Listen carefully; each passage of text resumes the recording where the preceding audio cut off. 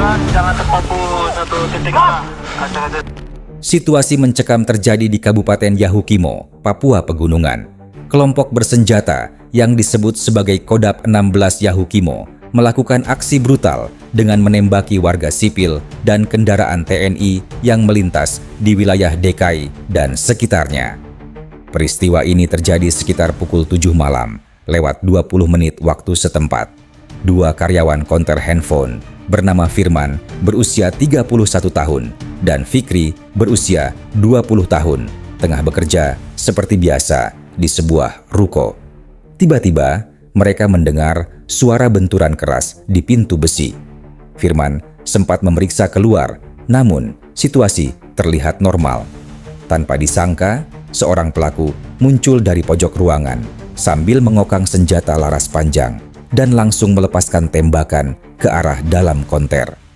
Firman sontak tiarap untuk menyelamatkan diri, sementara Fikri yang semula tidak menyadari bahaya baru bereaksi ketika suara tembakan terdengar keras.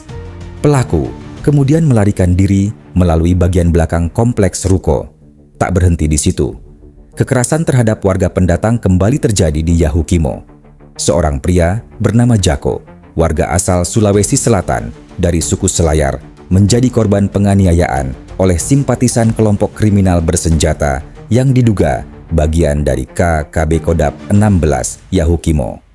Insiden ini terjadi pada Kamis malam, 30 Oktober 2025 di sebuah kios di Jalan Balim, Distrik DKI.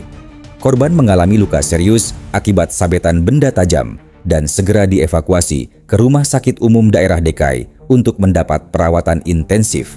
Pada saat yang hampir bersamaan, kendaraan taktis dan truk milik Kodim 1715 Yahukimo juga menjadi sasaran serangan oleh kelompok bersenjata OPM di Jalan Seradala, dekat gereja Gidi Benzer.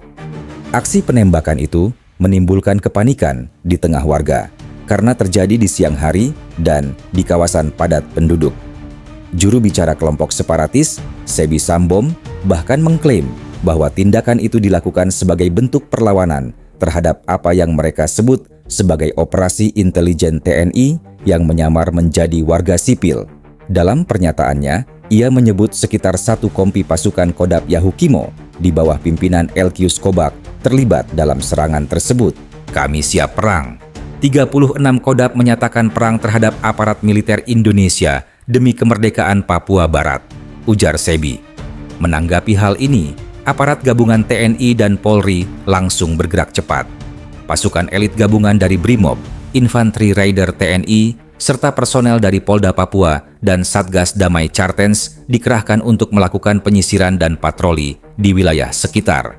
Namun, dalam proses penyisiran itu, terjadi baku tembak antara pasukan gabungan dan kelompok OPM pimpinan Elkius Kobak. Di atas itu orang pada lihat itu di atas sana tuh. Itu bang, di sebelah Jalan Malagatu dong.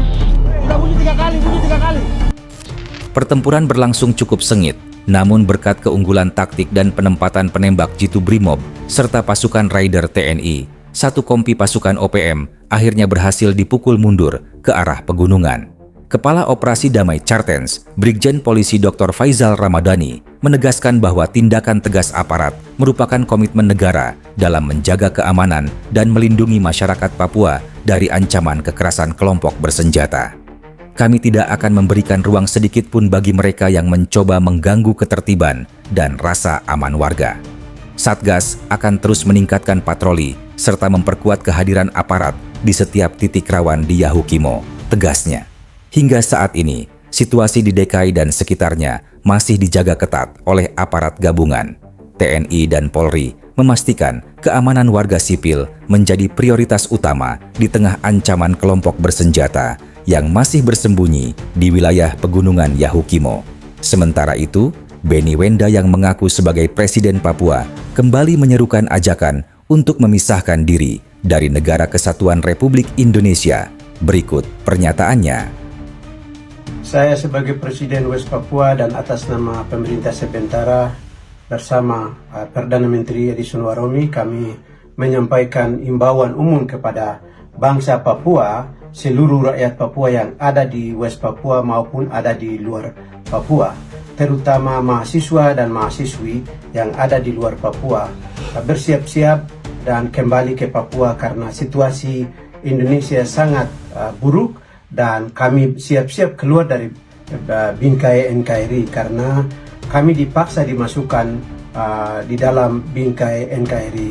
Itu sebabnya pemerintah sementara United Liberation Movement sudah deklarasikan reinstate status West Papua tahun 1961. Kami sudah diakui oleh 5 negara. Dasar hukumnya jelas, ada konstitusi, ada kabinet, ada Green State Vision, ada eksekutif, legislatif, yudikatif, dan rakyat dan wilayah. Maka kami mengimbaukan kepada seluruh rakyat Papua bersiap-siap keluar dari Indonesia karena kami tidak aman, tidak selamat kalau selagi kami tinggal dengan Indonesia. Itu sebabnya saya menghimbau kepada seluruh komponen bangsa Papua, terutama organ politik dan organ berafiliasi, gereja, kaum ibu, kaum bapak, petani, dan juga non-Papua yang ada di Papua Barat. Anda makan, minum, lahir besar di Papua, maka Anda adalah bagian dari kami. Maka bersiap-siap kalau apabila sesuatu terjadi di Indonesia, maka kami sudah siap keluar dari NKRI. Dan saya juga mau menghimbau kepada bangsa-bangsa Melanesia, terutama Pasifik. Juga saya mengingatkan bahwa situasi di Papua, terutama menjalan demo dan lain sebagainya yang digerakkan oleh seluruh mahasiswa Indonesia dan rakyat Indonesia karena mereka tidak percaya terhadap pemerintahnya sendiri, DPR-nya sendiri, maka belum tentu Indonesia akan memperhatikan bangsa Papua. Itu sebabnya demi keselamatan bangsa Papua kami menyampaikan kita bersiap-siap keluar dari bingkai NKRI. Dan saya sebagai Presiden pemerintah West Papua, saya siap bertanggung jawab situasi apapun yang kita menyampaikan ini, kami siap bertanggung jawab. Tuhan memberkati dan Tuhan jaga bangsa Papua siap keluar dari bingkai NKRI. Papua merdeka.